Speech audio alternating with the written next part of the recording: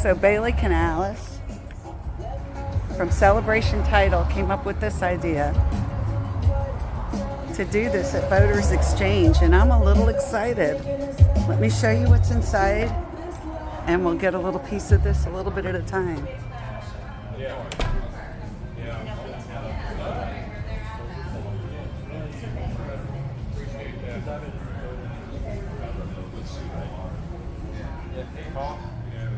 The next step for them in their process, in a lot of cases, is buy a boat.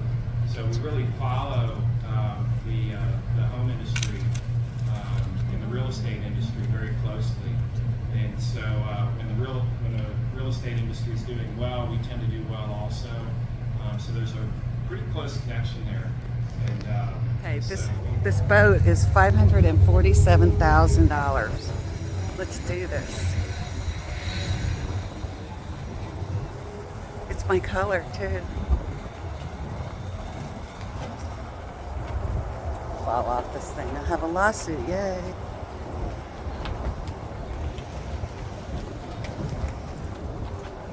It's kind of cool. Oh look, the train. Oh. It's got Garmin. Ooh, baby. This is kind of fun, right?